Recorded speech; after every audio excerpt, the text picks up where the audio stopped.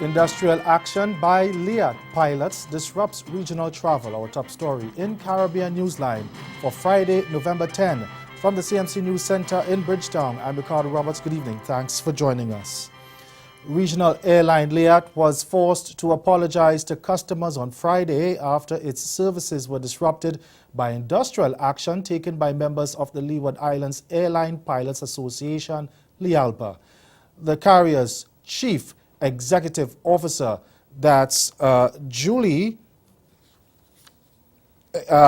Reefer Jones, said the action by the pilot stemmed from the union's disagreement with a company decision. No details were given about the nature of the decision that prompted the pilots to take that course of action, but a statement from the airline said it had met with LIALPA in an effort to quickly resolve the issue and restore services to the traveling public. Despite those efforts, Liat said flights were still disrupted.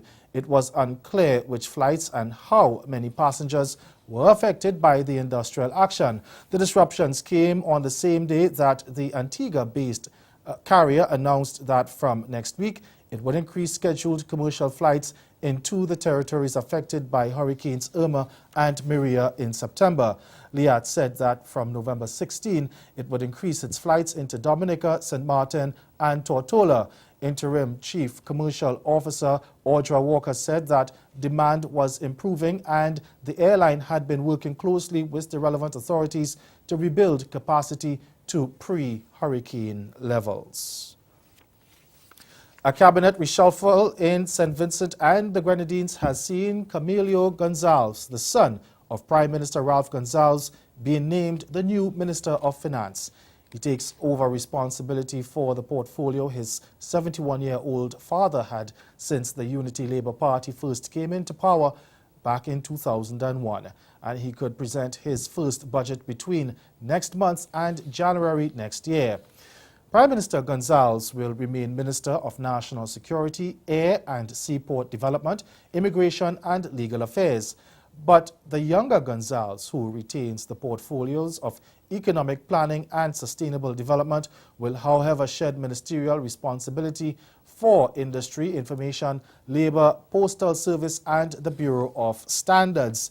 Prime Minister Gonzalez has given Agriculture, Forestry, Fisheries and Rural Transformation Minister that's Saboto Caesar 3 of the portfolios that were previously held by Camilo Gonzalez, namely Industry, Labour and the Bureau of Standards.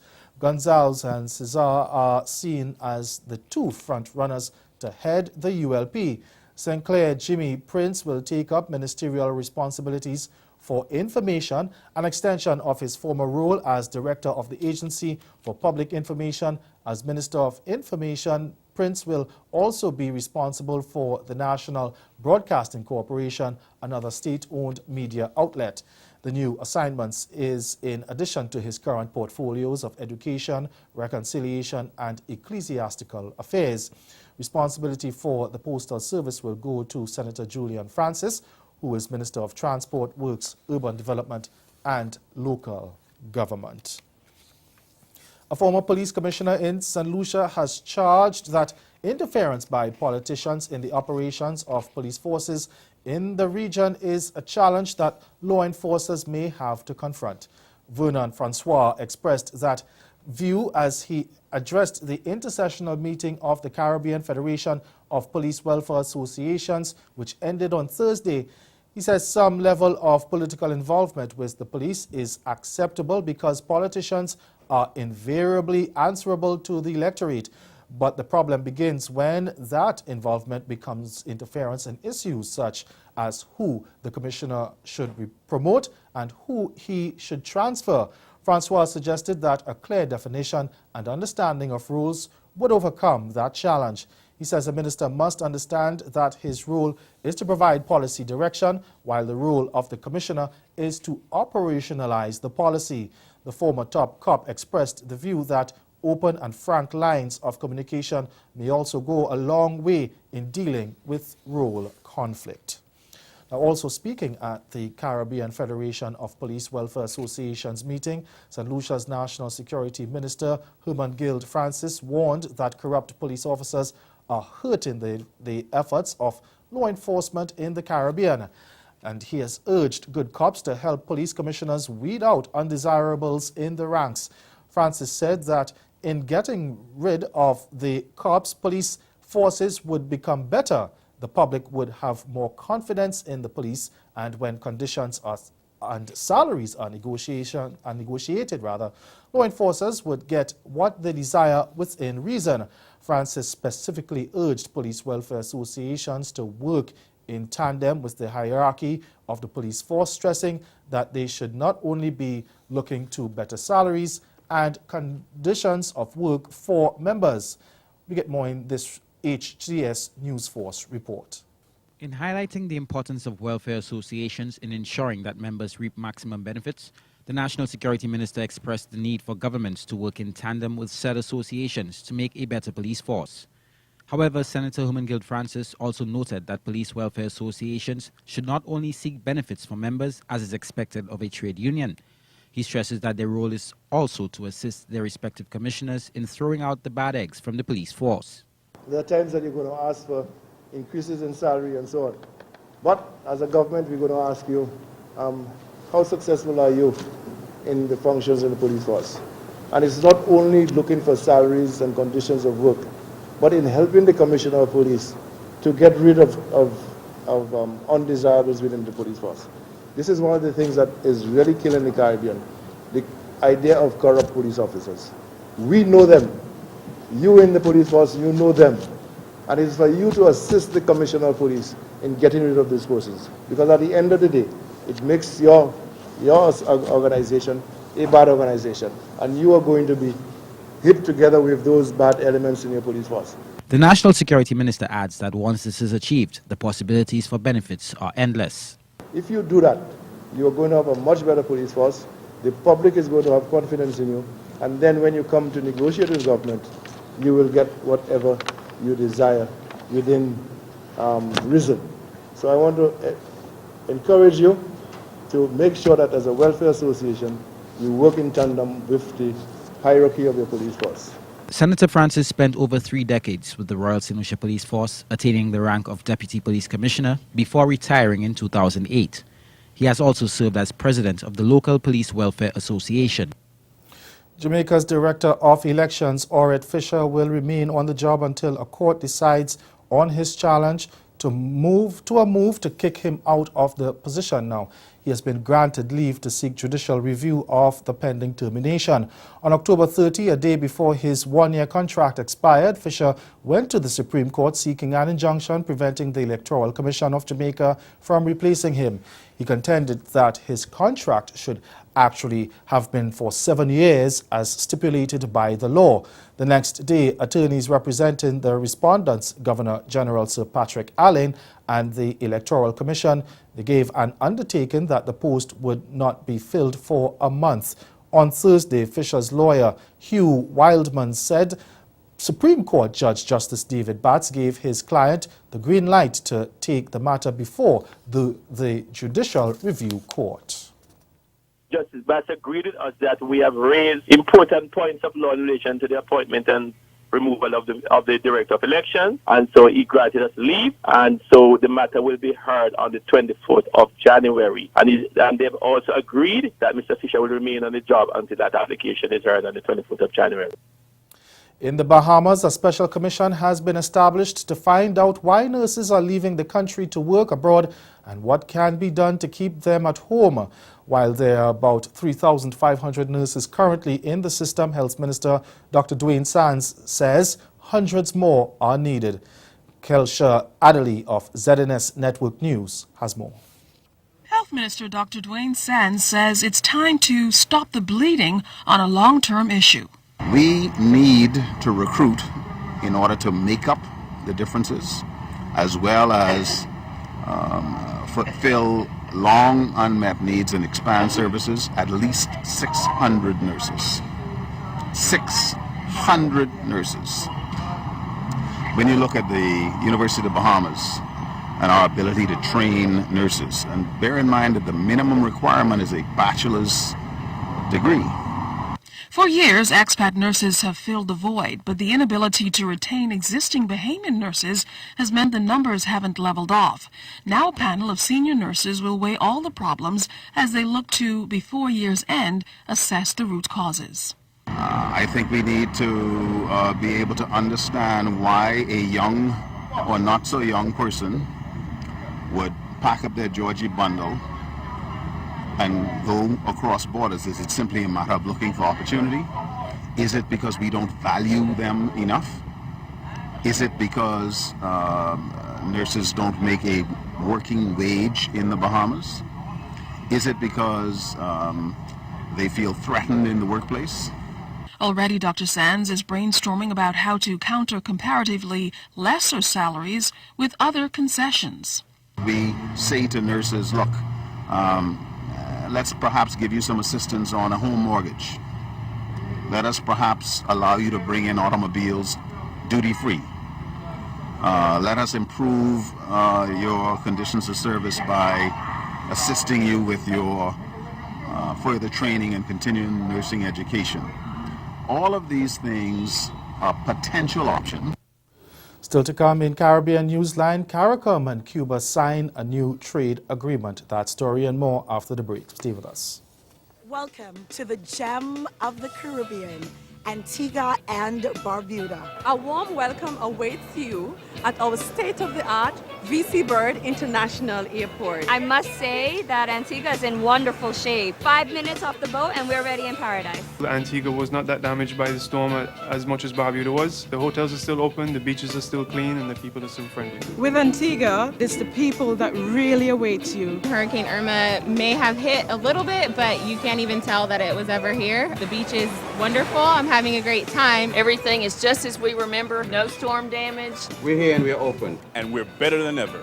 I do a lot of destination weddings, and I see weddings that could happen here, and they would be in love with it. I can't say enough about how in love with Antigua I am. It is one nation, two islands, and I'm loving it.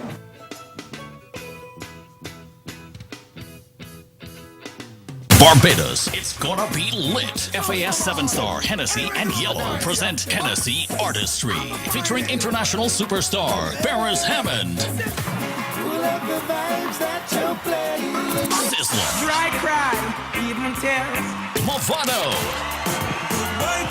plus Fana Fox, Little Rick, and Nikita. And for the first time in Barbados, Tory Lanez.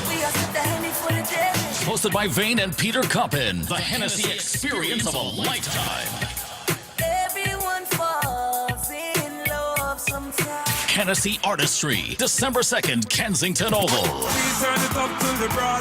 Welcome to the weekend. Hennessy, never stop, never settle. Flaunt your taste responsibly. Do you want a real Barbadian experience with peace and tranquility? A home away from home feeling? Come and stay at Best E Villas. We offer 2 amazing locations to choose from, Prospect St. James or Christchurch. Plan a staycation for your anniversary, birthdays, summer or winter breaks, or any special event. Best E Villas is located in close proximity to our lovely beaches. Call us now at 246-425-9751 or visit us at bestevillas.com and make your booking for the best in villas.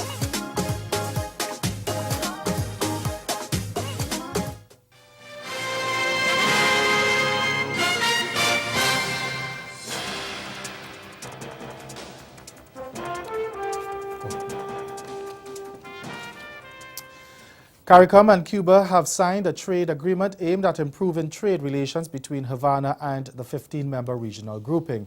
The accord was signed by CARICOM Secretary General Erwin LaRocque and Cuba's ambassador to CARICOM, Julio Cesar Gonzalez, during the 45th meeting of the Council for Trade and Economic Development that ended in Guyana on Friday.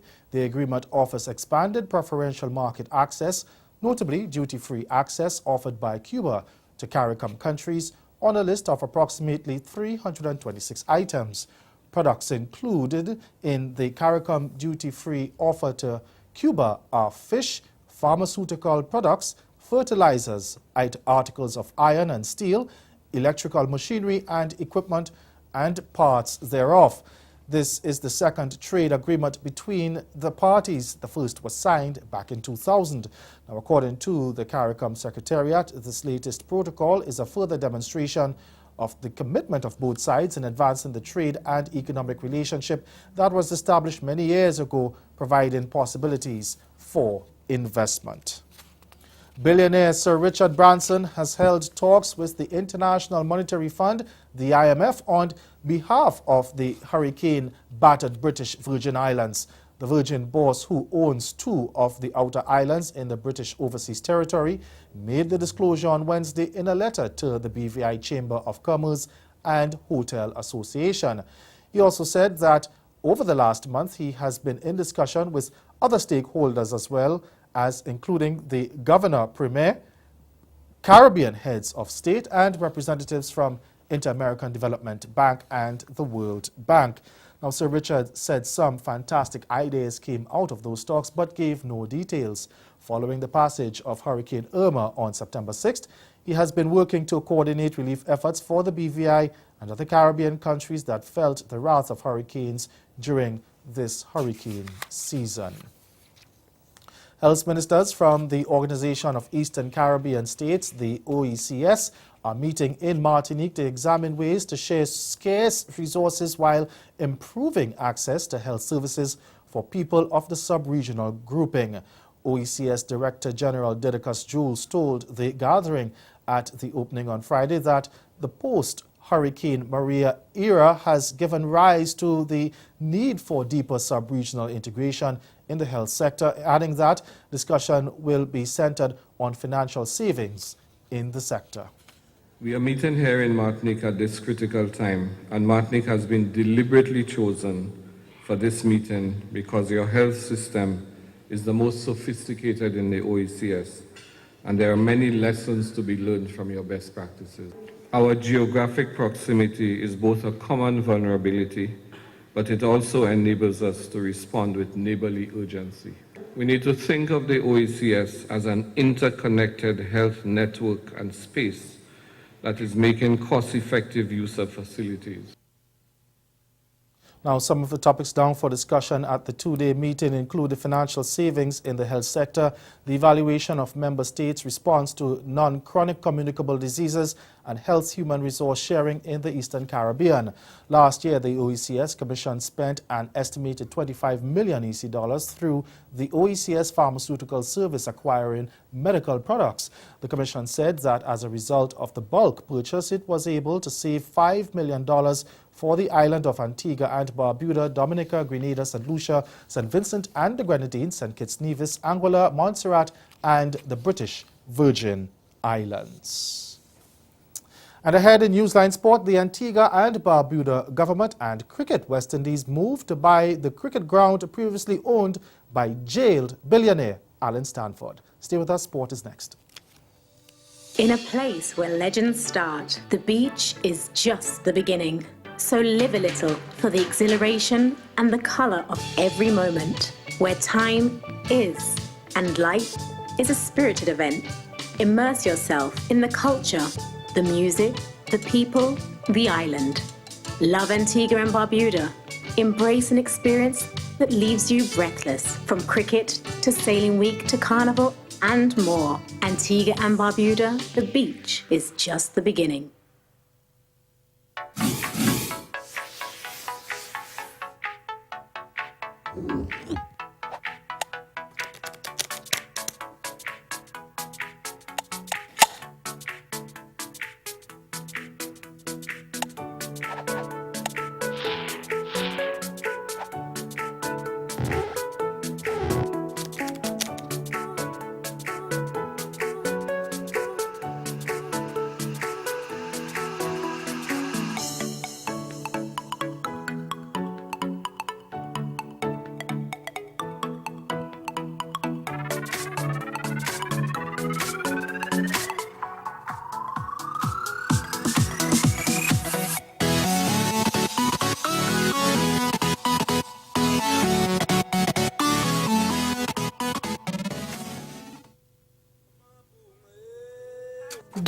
want a real Barbadian experience with peace and tranquility? A home away from home feeling? Come and stay at Best E Villas. We offer 2 amazing locations to choose from, Prospect St. James or Christchurch. Plan a staycation for your anniversary, birthdays, summer or winter breaks, or any special event. Best E Villas is located in close proximity to our lovely beaches. Call us now at 246-425-9751 or visit us at bestevillas.com and make your booking for the best in villas.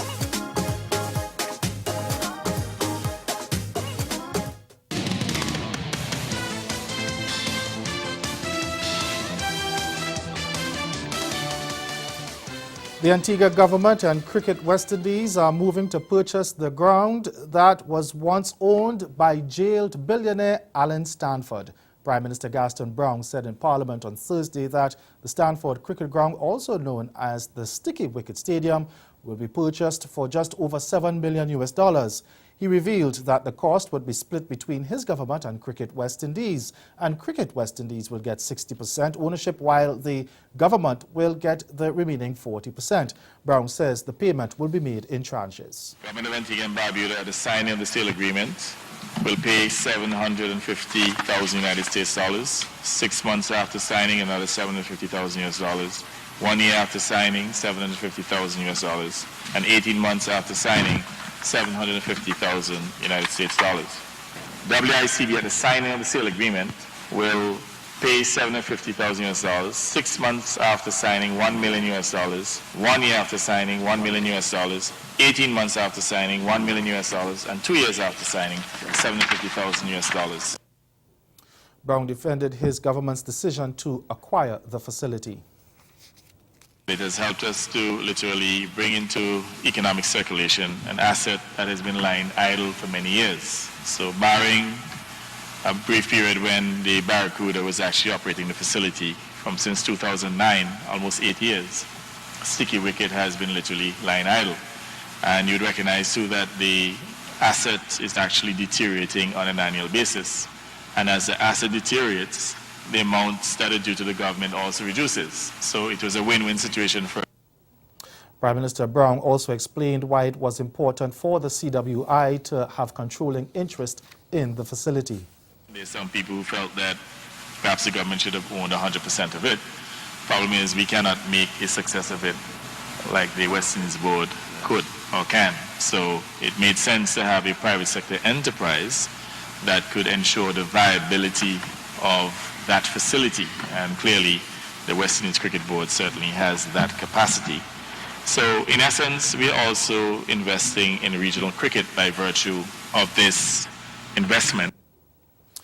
Rain allowed just 14 overs on the opening day of the third round match in the regional 4-day championship between Jamaica Scorpions and Barbados Pride on Thursday night. Now, while the downpour put a damper on the match, it didn't dampen the spirits of either side's coach. Scorpions are hoping to pile on the runs on a struggling Barbados Pride, but it was rain that bowled the first ball. Heavy afternoon showers forced an hour-and-a-half delay, with play only being possible at 3:27 in the day-night encounter. When the showers cleared up, Captain Paul Palmer Jr. won the toss and elected to bat under bleak conditions. Openers John Campbell and Garth Garvey took the fight to the opening bowlers. Both found the boundaries with regularity and established a 50-run partnership with only 9 overs on the board. But the rain, which had been hovering all afternoon, returned at the end of over number 14 with Campbell on 42 of 49 balls and Garvey on 31 of 39 deliveries, giving the Jamaica Scorpions a respectable score of 77 without loss. Jamaica's coach Robert Samuels was happy with his team's strong early showing. Definitely pleased. Although for the first innings against Ghana we scored 99 runs, which was disappointing. In the second inning we got to 200 plus. Then against Trinidad we got to 400 plus. So the players have been batting, and today we decided to bat on the pitch. We won the toss of batting and they're 77 without loss. So it's a good start. Also, to complement that, is the first opening stands of more than 50 runs we have had. So it is a very good start for us. And though struggling, his opposite number, Emerson Trotman, said his team had been looking forward to the contest. First of all, we cannot control the weather. We are aware that the weather has been consistent here in Jamaica, and yeah, that's out of our hands. At our start, the Jamaican team started very positive. They look good, they look in good form, they've been working very hard. They seem to be ready for this tournament, and I have to try and get my boys to get things right and maintain the discipline and try and look to pull them back. Both coaches were also happy for the return of their players who had been on Windies A-team duties and missed the earlier game. West Indies T20 stars Chris Gayle, Dwayne Bravo and Carlos Brathwaite are among 500 players who will be up for selection at the Pakistan Premier League draft set for Sunday. The left-handed Gayle, one of the most sought-after batsmen in the game's shortest format, was released by Karachi Kings following the conclusion of the last PSL season. Bravo, meanwhile, was forced to opt out of his commitment to Lahore Qalandars last season after picking up an injury during the Australian Big Bash. Brathwaite had been down to represent Quetta Gladiators but missed out through domestic commitments in the Caribbean. Now, the trio are widely viewed as precious commodities on the T20 circuit and are expected to quickly be snapped up in the draft. West Indies players like Kieron Pollard, Sunil Narine and Darren Sammy have been retained by their respective franchises. And that's for sport. Stay with us. We'll be right back.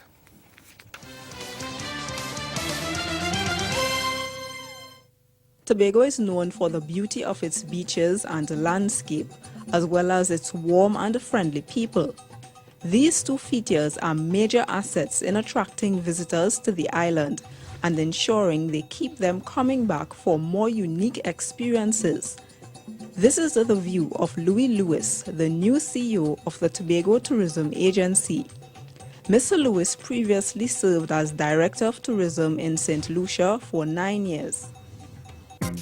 Grow your business or promote your event through the services offered by the Caribbean Media Corporation and CaribVision. Our distribution provides a platform on cable, terrestrial television, and websites. We cover carnivals and events from across the region. We can bring your event live and alive to the world. For music makers, program producers, businesses, we can expand your reach to in excess of 2 million households daily. Our other services include news updates to enhance your media products, studio space for program and development. We can facilitate the launch of new products and services and training. Contact us and we will help you unleash your creative ability, develop products and services, and provide the medium to watch them grow. Contact Loretta Skeet at cmccaribbean.com or call her 1-246-467-1044 or 1-246-253-3889. Call and book your carnival or event today.